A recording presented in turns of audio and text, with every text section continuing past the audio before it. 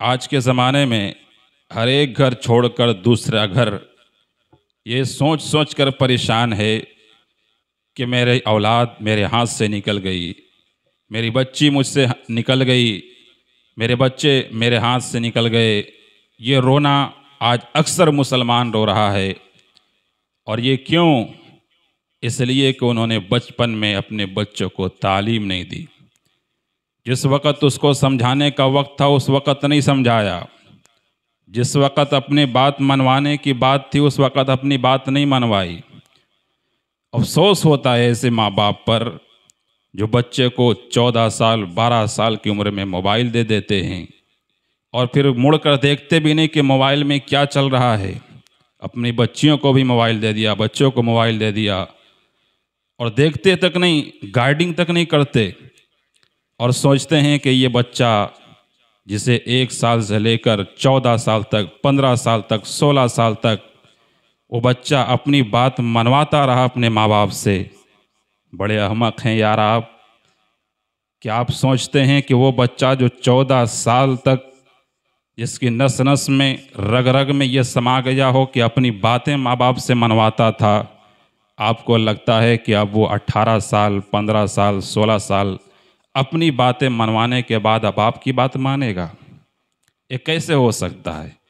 ये तो एक नफ्सियाती चीज़ है कि जिसको आदत लग गई हो अपनी बातें मनवाने की, अब वो माँ बाप की क्यों मान कर देगा?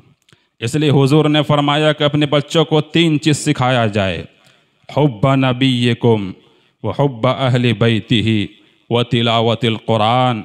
आप ये तीनों चीज़ें अपने बच्चे को सिखा कर देखो, इंशाअल्लाहु ताला अज़ीज़ आप संडे का संडे चाहे कितने भी वीकेंड्स पे ले जाओ, जाकर कैफ़े में घुमाओ, जाकर होटलों में खिलाओ, पार्कों में घुमाओ, लेकिन वो 18 साल 20 साल हो जाने के बाद आप चाहोगे कि आप हमारी बातें मानें तो आपकी बात नहीं मानेगा।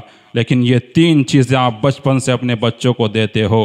हुब्ब नबीयकुम, अपने नबी की मोहब्बत उसके दिल में डालते हो। उससे ये होगा कि जब नबी की मोहब्बत उसके दिल में आएगी तो साथ ही साथ माँ बाप की मोहब्बत भी दिल में आ जाएगी, अहले बैत की मोहब्बत उसके दिल में आएगी, रिश्ते की मोहब्बत उसके दिल में खुद ब खुद जागोज़ी हो जाएगा।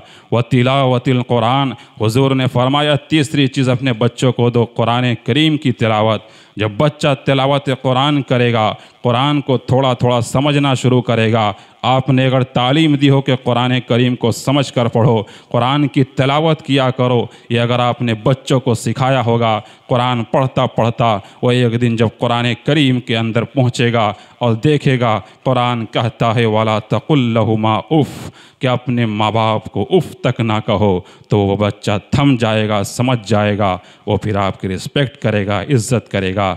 लेकिन अगर आप उस बच्चे को बचपने से ही ये सिखाते रहे कि जो तुम कहोगे वो मैं मानूंगा, जो तुम मांगोगे वो मैं दूंगा, और वीकेंड पे तुम कहोगे तुम्हें बाज़ार घुमाने ले जाऊंगा, मैं कैफ़े घुमाने ले जाऊंगा, तुम्हें बेहतरीन होटलों में घुमाने ले जाऊंगा, बेहतरीन पार्कों में ले जाऊंगा, तो ले जाते रहो। जब बचपने से आपने पार्कों में घूमने की आदत डलवाई है, होटलों में घूमने की आदत डलवाई है, अब वो जब 18 साल की, 15 साल की आपकी बच्ची हो जाएगी, बच्चा आपका 15 साल का हो जाएगा, अब उस बच्चे से आप चाहेंगे कि हमारी बच्ची या बच्चा जो अब तक 15 साल तक जिसे मैंने होटलों में घुमाया, वीकेंड पे मैंने पार्कों में घुमाया, अब वो ना घूमे और कहीं ना जाए, मेरी बात मानकर घर में रहे, तो ऐसा नहीं हो सकता।